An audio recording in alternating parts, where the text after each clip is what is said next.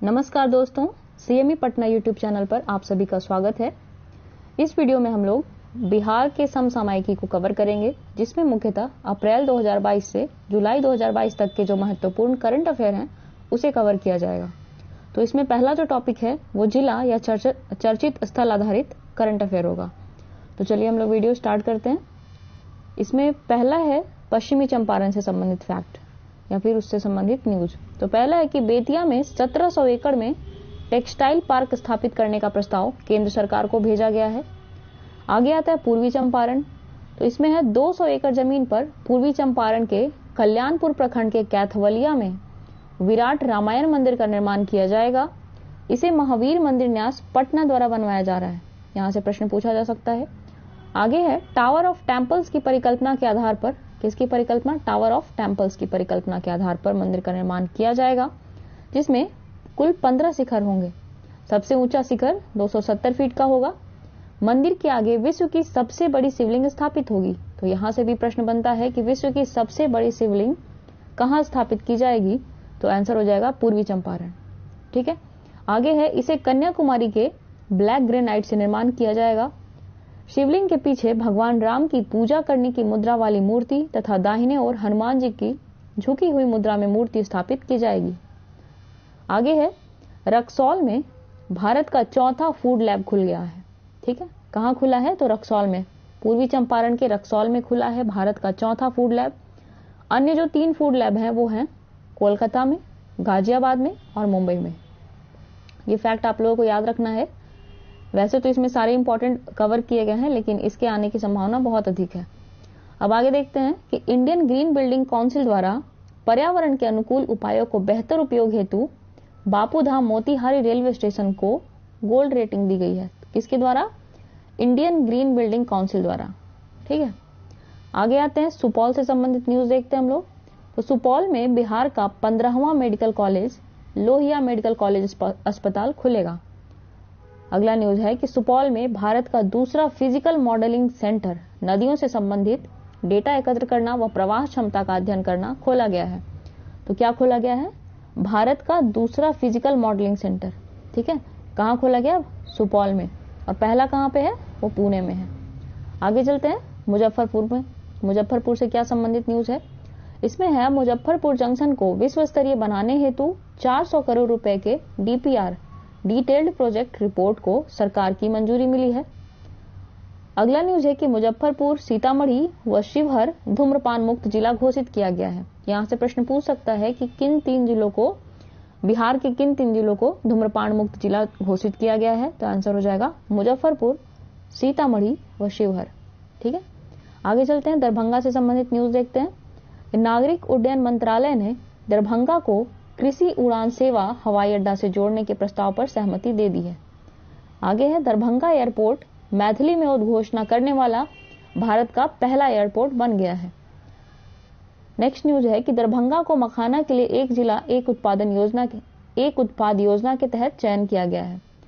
तो मखाना के लिए एक जिला एक उत्पाद योजना के तहत दरभंगा का चयन हुआ है। ठीक है, ये सारे न्यूज इंपॉर्टेंट है, तो आप सभी को इसे देखना चाहिए और इसका रिवीजन भी करना चाहिए।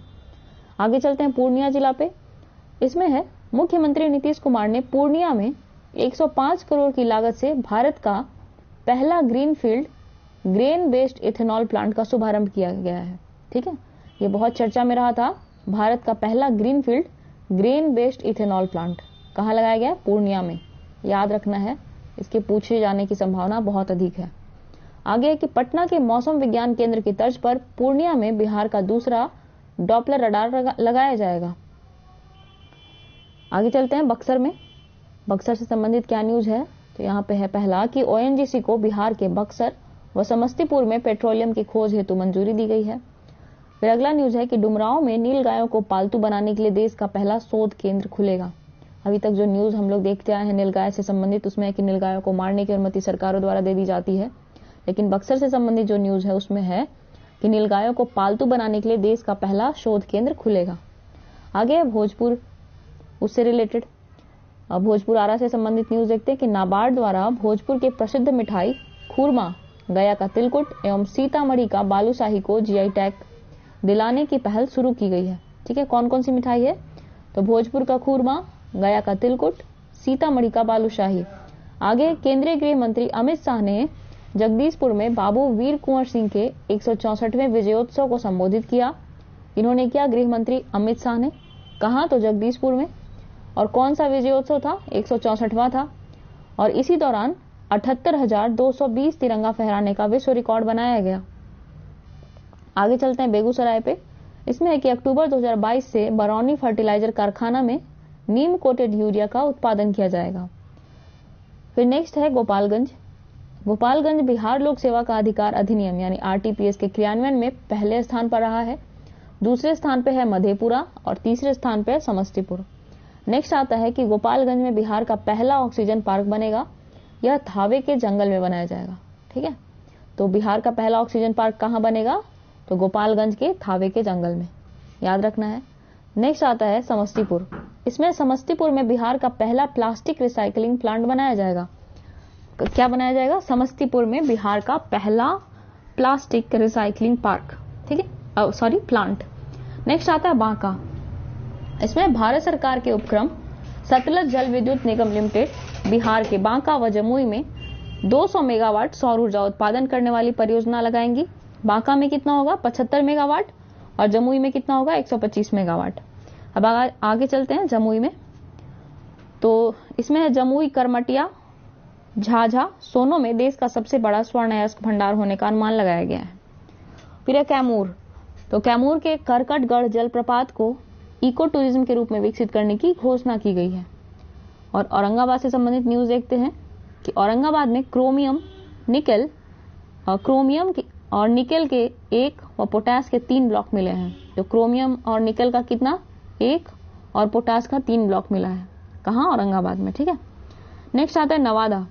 तो फुलवरिया नवादा में 20 मेगावाट एवं दुर्गावती कैमूर में 30 मेगावाट की फ्लोटिंग सोलर पावर प्लांट लगाए जाएंगे। और नवादा का मंडल कारा को बिहार का पहला ईट राइट कैंपस प्रमाण पत्र दिया गया है। ठीक है, अब आगे चलते हैं हम लोग गया में, देखते हैं कि गया से संबंधित क्या न्यूज है।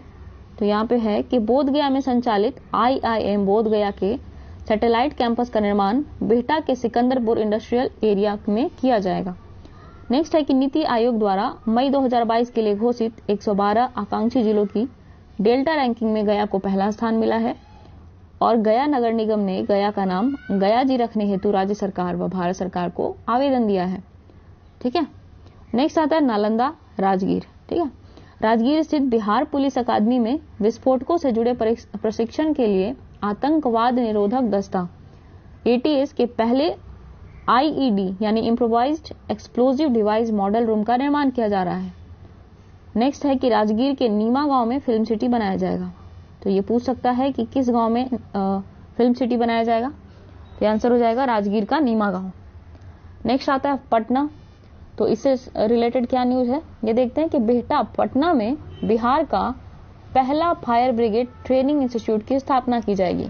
ठीक है, नेक्स्ट है कि पटना में बिहार के पहले इस्कॉन मंदिर का लोकार्पण किया गया है। अगला न्यूज है कि मुख्यमंत्री नीतीश कुमार द्वारा पटना में देश के पहले पशु विज्ञान विश्वविद्यालय के भवन परिसर की आधारशिला रखी गई। नेक्स्ट है कि पटना में बिहार का पहला ट्रैफिक पार्क बनाया जाएगा। बिहार का पहला ट्रैफिक पार्क कहां बनाया जाएगा? पटना में। आगे है कि सर्वोच्च न्यायालय द्वारा 350 साल पुरानी पटना के कलेक्ट्रेट कार्यालय को गिराने की इजाजत दे दी गई है। नेक्स्ट है कि पटना में देश का पहला शिल्प कला म्यूजियम बनाया जाएगा। तो यहाँ से प्रश्न आ सकता है कि देश का पहला शिल्प कला म्यूजियम कहाँ बनाया जा रहा है या फिर कहाँ बनाया जाएगा? आंसर हो जाएगा पटना। अंतिम जो न्यूज है वो है कि पटना जू में देश का पहला क्लाइमेट चेंज लर्निंग लैब खोला गया है। ठीक, अब आगे चलते हैं हम लोग, आगे चलते हैं। इसमें सूचकांक से रिलेटेड देखेंगे, सूचकांक या फिर रिपोर्ट में बिहार की स्थिति। यहाँ पे मैं थोड़ा मार्कर चेंज कर लेती हूँ।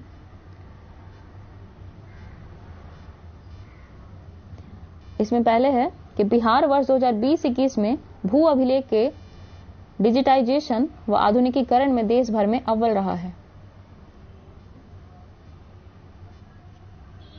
ठीक है, बिहार वर्ष 2020-21 में भू अभिलेख के डिजिटाइजेशन व आधुनिकीकरण में देश भर में अव्वल रहा है। नेक्स्ट आता है कि बिहार ई भंडारण को क्रियान्वित करने वाला भारत का पहला राज्य बना है। तो पूछ सकता है प्रश्न कि ई भंडारण को क्रियान्वित करने वाला भारत का पहला राज्य कौन है? तो आंसर हो जाएगा बिहार। ठीक है, आगे चलते हैं।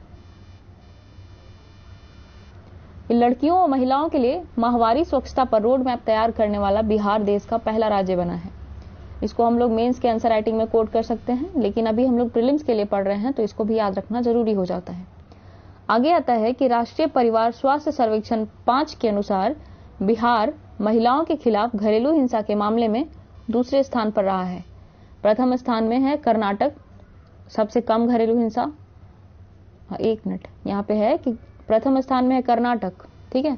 तो उसके बाद आता है सबसे कम घरेलू हिंसा कहाँ होती है, तो यह है लक्षद्वीप में। और भारत में महिलाओं के खिलाफ घरेलू हिंसा का जो आंकड़ा है वो है 29.3%। ठीक है, आप लोग चाहें तो इसे नोट कर सकते हैं, मैं थोड़ा यहाँ पे क्लियर कर देती हूँ।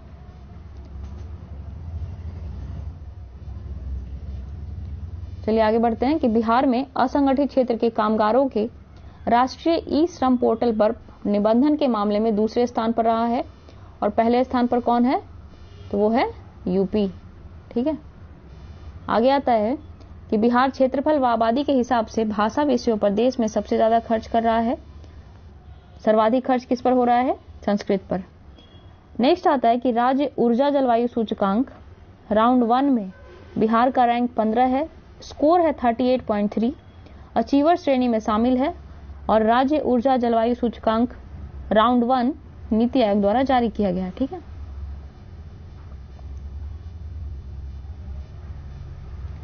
आगे चलते हैं हम लोग।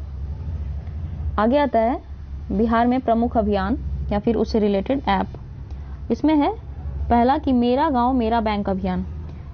इसे एसबीआई के द्वारा प्रारंभ किया गया है। देखते हैं कि एसबीआई के पटना मंडल द्वारा प्रारंभ किया गया। प्रथम चरण में बिहार व झारखंड के 45 गांव में इसे चालू किया गया है और इसका उद्देश्य है किसानों से संबंध प्रगाढ़ करना। ठीक है, इसमें कि बिहार खरीफ महाअभियान, नेक्स्ट न्यूज है बिहार खरीफ महाअभियान। इसका आयोजन 23 मई से 7 जून तक होगा, शुरुआत आरा से होगी। आगे है फिलो पोर्टल। शिक्षा मंत्री विजय चौधरी द्वारा श्री कृष्ण मेमोरियल हॉल में राजकीय माध्यमिक व उच्च माध्यमिक विद्यालयों में प्रारंभ किया गया। उद्देश्य है 9वीं से 12वीं कक्षा तक के 45 लाख से अधिक विद्यार्थियों की स्कूली शिक्षा में डिजिटल टेक्नोलॉजी को प्राथमिकता देना। ठीक है, आगे आता है चौपाल। यह है भोजपुरी का पहला ओटीटी ऐप। ठीक है, तो भोजपुरी का पहला ओटीटी ऐप लॉन्च किया गया जिसका नाम क्या है, चौपाल नाम है इसका। आगे आते हैं वामिस ऐप।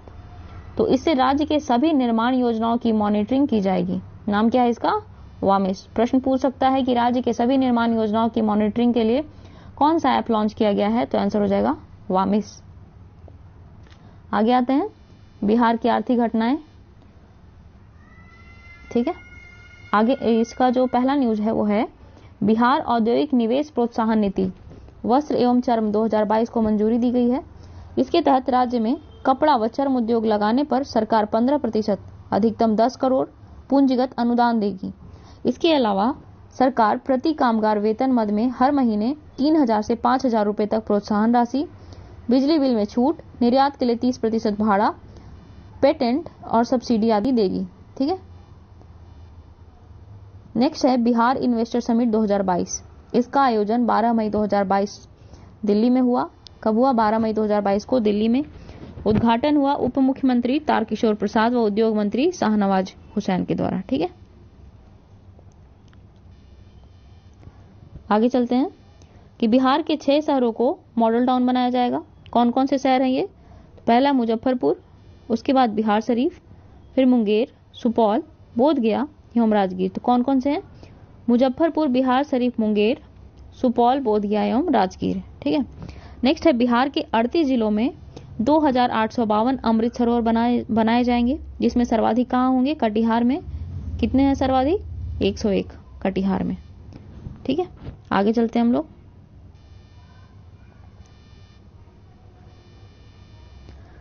आगे है कि बिहार सरकार द्वारा पटना में 15 मीटर से अधिक ऊंचाई वाले सभी भवनों के विद्युत सुरक्षा ऑडिट कराने का आदेश दिया गया है। नेक्स्ट है बिहार में 99% घरों में नल का पानी पहुंचा है। वो हर घर नल योजना जो चल रहा था आप सभी को पता होगा। नेक्स्ट है बिहार मशरूम उत्पादन में पहले स्थान पर पहुंच गया है, जिसमें महिलाएं बहुत ज्यादा सक्रिय रूप से भाग लेती हैं। आगे है कि बिहार में शिशु मृत्यु दर 27 हो गई है, सर्वाधिक एमपी की है। कितनी है एमपी की? 43। नेक्स्ट है CMI 2022 रिपोर्ट के अनुसार, ये CMI क्या है? Centre for monitoring Indian economy 2022 report के